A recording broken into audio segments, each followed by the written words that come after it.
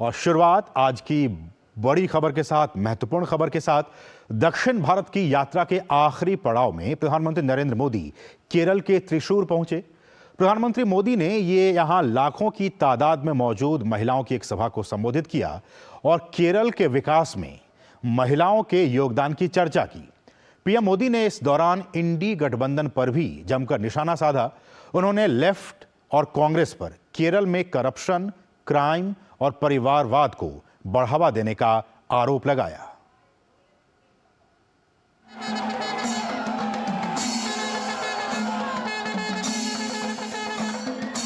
आपने इतना बड़ा आयोजन किया, इस उत्साह को अब हमें केरला में नारी शक्ति के आंदोलन के रूप में आगे बढ़ाना। एक ऐसा आंदोलन जो विकसित भारत में केरला की सशक्त भूमिका सुनिश्चित करेगा। इस आंदोलन का आधार केरला की आप जैसी मेरी माताएं बहनें ही होगी।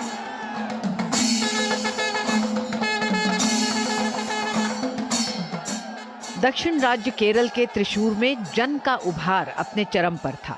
योजनाओं का गारंटी के जरिए सीधे उन तक पहुंचने की कहानी बिना किसी भूमिका के सिर्फ जज्बातों के माध्यम से अपने प्रधानमंत्री नरेंद्र मोदी तक पहुंचाई जा रही थी। सरकार का उद्देश्य है कि नारी शक्ति एक सशक्त बल बने। पीएम मोदी ने कहा कि आने वाले समय में माताओं, बहनों, बेटियों के लिए अवसर आने वाले हैं। पीएम ने इस दौरान महिला सशक्तिकरण की दिशा में सरकार द्वारा उठाए गए कदमों का जिक्र किया। हमने 10 करोड़ उज्ज्वला गैस कनेक्शन दिए। ये सफलता कैसे मिली? मोदी युडे गारंटी। हमने 11 करोड़ परिवार की बहनों को पाइप से पानी दिया। ये क्यों हुआ? मोदी युडे गारंटी। हमने केरला की 60 लाख महिलाओं के बैंक अकाउंट खोले। ये सफलता कैसे मिली? मोदी युडे गारंटी। हमने 30 करोड़ से अधिक मुद्रा लोन महिला लाभार्थियों को दिए। ये कैसे संभव हुआ? मोदी युडे गारंटी। हमने प्रेगनेंसी लीव को बढ़ाकर 26 हफ्ते किया। इसे किसे संभव बना दिया? मोदी युडे गारंटी। हमने सैनिक स्कूलों में बेटियों की एडमिशन का रास्ता खोला। ये कैसे संभव हुआ? मोदी युडे गारंटी। पीएम मोदी ने इस दौरान इंडी गठबंधन पर भी जमकर निशाना साधा। उन्होंने लेफ्ट और कांग्रेस पर केरल में करप्शन, क्राइम और परिवारवाद को बढ़ावा देने का आरोप लगाया। केरला में करप्शन हो, क्राइम हो या परिवारवाद, ये दोनों सब कुछ मिलकर के करते हैं। अब इंडी गठबंधन बनाकर इन्होंने घोषणा कर दी कि इनकी विचारधारा और इनकी नीतियों में कोई अंतर नहीं है। प्रधानमंत्री नरेंद्र मोदी ने कहा कि जब केरल की नर्सेज इराक में फंसी थी तो बीजेपी सरकार उन्हें सुरक्षित बाहर निकालकर वापस लाई। उन्होंने कहा कि अगर दिल्ली में लेफ्ट कांग्रेस की कमजोर सरकार होती तो हमारी बेटियों का क्या होता, इसकी कल्पना भी नहीं की जा सकती। पीएम ने कहा कि दुर्भाग्य से आजादी के बाद लेफ्ट कांग्रेस की सरकारों ने नारी शक्ति को कमजोर माना। उन्होंने उन पर लोकसभा और विधानसभाओं में महिलाओं को आरक्षण देने वाले कानून को वर्षों तक लटकाए रखने का आरोप लगाया। ब्यूरो इनपुट के साथ आयशा खानम की रिपोर्ट, डीडी न्यूज। और प्रधानमंत्री नरेंद्र मोदी ने लक्षद्वीप में 1150 करोड़ रुपए से अधिक की विकास परियोजनाओं का उद्घाटन और शिलान्यास किया। इन परियोजनाओं से लक्षद्वीप द्वीपों को दूरसंचार, पेयजल, सौर ऊर्जा और स्वास्थ्य क्षेत्रों सहित अन्य क्षेत्रों में काफी लाभ होगा। आजादी के बाद पहली बार लक्षद्वीप को सबमरीन ऑप्टिक फाइबर केबल से जोड़ा जाना विकास के नए आयाम को स्थापित करेगा।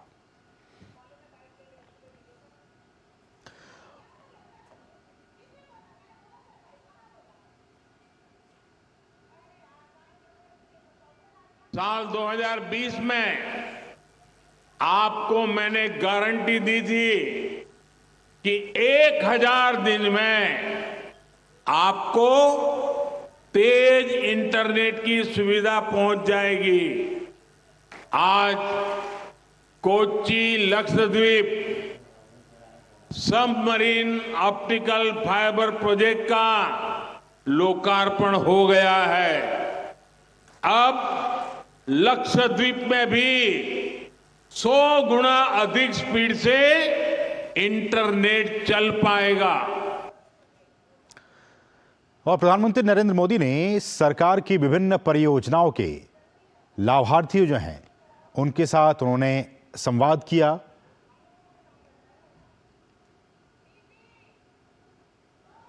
और उन्हें सम्मानित करने का काम किया। पीएम ने लैपटॉप, छात्राओं के लिए साइकिल, किसान क्रेडिट कार्ड, प्रधानमंत्री जन आरोग्य योजना कार्ड का वितरण भी किया। पीएम ने कहा कि सरकार लक्षद्वीप को पर्यटन के अंतर्राष्ट्रीय नक्शे पर भी लाने का प्रयास कर रही है। पीएम ने कहा कि आजादी के अमृतकाल में विकसित भारत के निर्माण में लक्षद्वीप की बहुत ही अहम भूमिका है। आजादी के अमृतकाल में विकसित भारत के निर्माण में भी लक्षद्वीप की बहुत बड़ी भूमिका है।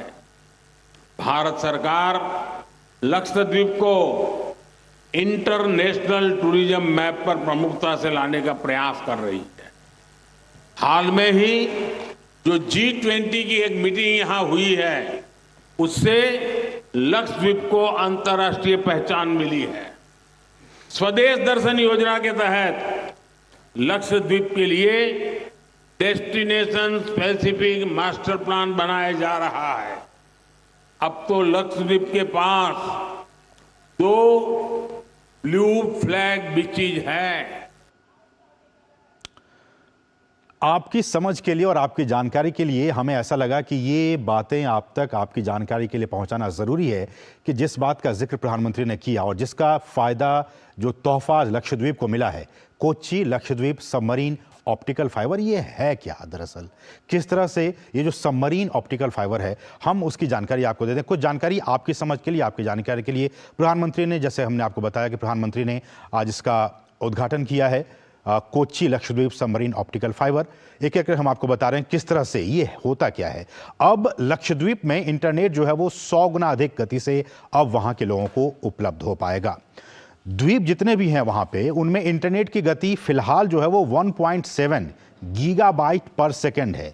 अब उसमें 100 गुना की अधिक वृद्धि हो जाएगी और उन्हें 200 जीबीपीएस के रफ्तार से वहां पे डेटा पहुंच पाएगा। ऑप्टिकल जो केबल फाइबर होता है वो समुद्र तल, जो सी बेड जिसे हम कहते हैं ना, उस पर ये केबल की लाइन बिछाई जाती है। और आप पीछे जो मेरे पीछे देख रहे हैं, यही वो केबल की लाइन है, इसे सी बेड पर बिछाई जाती है। सबमरीन ऑप्टिकल फाइबर दुनिया भर के देशों को जोड़ने का काम करता है, कनेक्टिविटी के लिहाज से, कम्युनिकेशन के लिहाज से। ये केबल जो होते हैं वो समुद्र में हजारों मील लंबे होते हैं और एक छोर से दूसरी छोर तक, एक देश से दूसरे देश तक इसको जोड़ने का काम करते हैं। डेटा को एक जगह से, एक बिंदु से दूसरे पॉइंट तक तेजी से संचारित करने में ये जो केबल होते हैं वो सक्षम होते हैं। आगे बढ़ेंगे।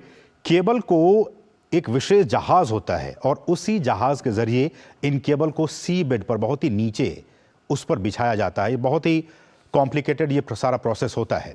केबल समुद्र से होते हुए जमीनी इलाकों तक पहुंचती है और इसके जरिए इंटरनेट की सुविधाएं जो हैं वो पहुंचती है। अब इसका फायदा, जैसे कि हमने आपको बताया, कि अब लक्षद्वीप को भी आज के बाद से मिलना शुरू हो जाएगा।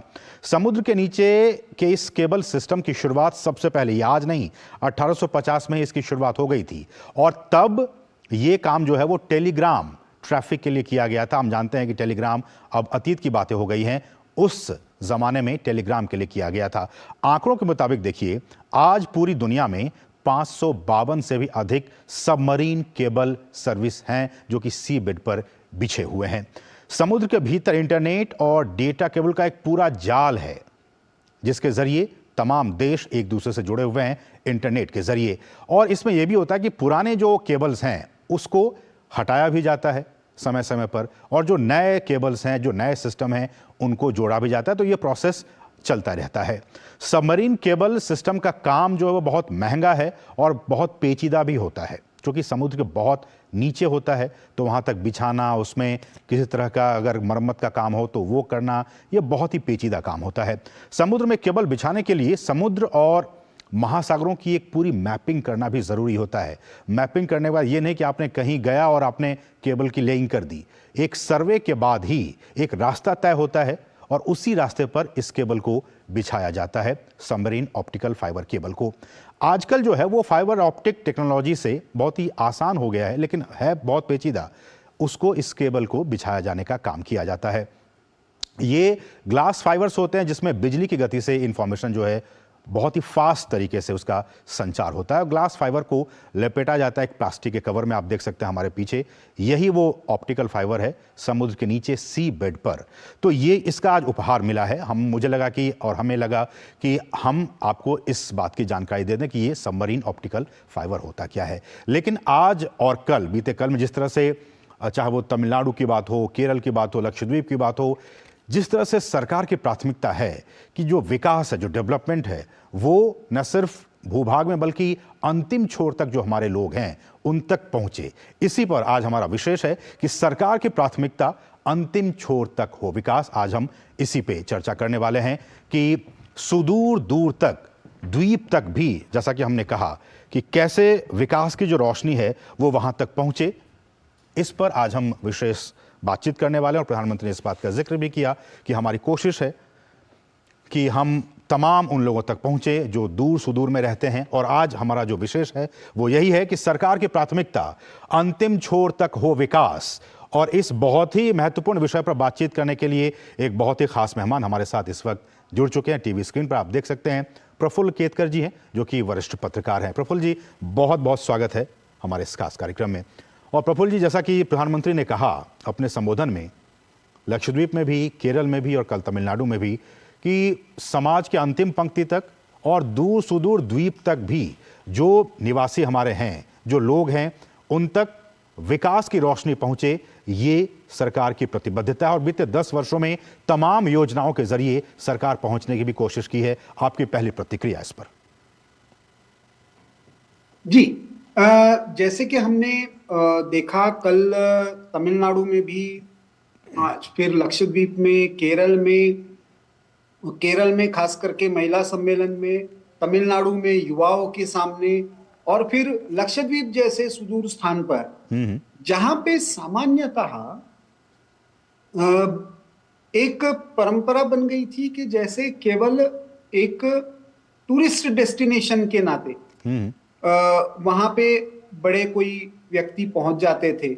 लेकिन जिस तरह का ये लक्षद्वीप के लिए लगभग 1150 करोड़ के डेवलपमेंट प्रोजेक्ट, जिसमें आपने जैसे बताया कि Kochi Lakshadweep island submarine optical fibre connection जी, और लो टेम्परेचर थर्मल डिसैलिनेशन का भी प्लांट, ये दोनों बड़े महत्वपूर्ण है लक्षद्वीप जैसे द्वीप के लिए, क्योंकि कनेक्टिविटी और पानी, ये दोनों बहुत महत्वपूर्ण विषय, वो कनेक्टिविटी पावर सप्लाई से जुड़ी हुई हो, तो ये सारा हम जब हमारे एक तरफ लद्दाख की बॉर्डर तक लेकर जा रहे हैं और दूसरी तरफ लक्षद्वीप तक लेकर जा रहे हैं, ये हमारे बदले हुए अप्रोच को दिखाता है कि हमारे लिए अब हमारे बॉर्डर एरिया जो है वो हमारे विकास के प्रक्रिया का एक प्रमुख आधार है। वो हमारी राष्ट्र की जो सुरक्षा का घेरा है, वहां पे होने वाला विकास, वहां पे पहुंचने वाली सुविधाएं, ये हमारे राष्ट्रीय सुरक्षा के एक महत्वपूर्ण आधार है। हम इनको स्ट्रेटेजिकली भी देखने लगे हैं, और जैसे आपने कहा कि गवर्नेंस का, एक सुशासन का, जो सामान्य लोगों तक सारी सुविधाएं पहुंचे, इसका मॉडल के रूप में भी देख रहे हैं। तो मुझे लगता है इन दोनों पक्षों से मुझे लगता है हमको इन घोषणाओं को और इस प्रधानमंत्री के दौरे को देखना चाहिए। एक और बात प्रधानमंत्री ने कही, केरल में जब महिलाओं को संबोधित वो कर रहे थे, उन्होंने कहा कि विकसित भारत का जो हमने एक संकल्प लिया है, उस संकल्प की यात्रा में महिलाएं एक बहुत बड़ा स्तंभ हैं, और उस यात्रा में महिलाएं बहुत ही अहम भागीदारी निभा सकती हैं विकसित भारत की जो हमारे एक संकल्प है। कैसे देखते हैं उनके इस बयान को? देखिए, ये वास्तविकता है। प्रधानमंत्री हमेशा स्वामी विवेकानंद को कोट करते हैं। विवेकानंद जी हमेशा कहते हैं कि आप केवल एक पंख के आधार पर नहीं उड़ सकते, और जब तक आप सारी अपॉर्चुनिटीज, केवल एम्पावरमेंट नहीं, केवल रिजर्वेशन नहीं, तो रियल अपॉर्चुनिटी जब महिलाओं को देंगे, वो अपने दम पर अपना स्थान बना लेगी। और जैसे कि हमने परसों देखा उज्ज्वला योजना का, जिस तरह से बनारस में उस महिला के घर पे पहुंचे तो उसका कॉन्फिडेंस, पिछली बार प्रधानमंत्री मोदी ने अलग अलग स्थानों से जब ड्रोन दीदी से या लखपति महिलाओं से संवाद किया तो वहां पे उनका मिलने वाला रिस्पॉन्स ये सीधा सीधा दिखाता है। क्योंकि आज सावित्रीबाई फुले की भी जन्म जयंती है, बिल्कुल, तो वो उनका जैसे ये था कि एक महिला यदि लिखती पढ़ती है तो उसका फायदा पूरे परिवार को होता है। वैसे ही एक महिला यदि आत्मनिर्भर स्वयंपूर्ण होती है तो उसका परिवार और आसपास का समाज भी उसमें बहुत बड़ा बदलाव आता है। तो विकसित भारत के हमारे जो सपने हैं उसको यदि सत्य में साकार करना है तो उसमें महिलाओं की भूमिका बड़ी महत्वपूर्ण रहने वाली है। और इसलिए भी प्रफुल्ल जी ये सारी बातें जब प्रधानमंत्री कहते हैं, प्रफुल्ल जी, उन्होंने ये भी कहा है कि जिस तरह से लेफ्ट और कांग्रेस पर उन्होंने निशाना साधा, उन्होंने कहा कि चाहे वो करप्शन की बात हो, क्राइम की बात हो और परिवारवाद की बात हो, इन्होंने, इन पार्टियों ने देश को बीते वर्षों में बहुत पीछे ले गया करप्शन के कारण, परिवारवाद और क्राइम। और इसी वजह से आज जिस देश को बहुत आगे होना चाहिए था वो देश वहां तक नहीं पहुंच पाया। बीते 10 वर्षों में सरकार ने बहुत कोशिश की है उसको आगे बढ़ाने की। देखिए, क्योंकि ये भारतीय जनता पार्टी के महिला मोर्चा का इतना बड़ा सम्मेलन था, 2 लाख महिलाएं वहां पे पहुंची त्रिशूर जैसे शहर में, ये अपने आप में एक ऐतिहासिक, तो एक पॉलिटिकल मैसेजिंग बिल्कुल उसमें क्लियर कट दिख रहा है।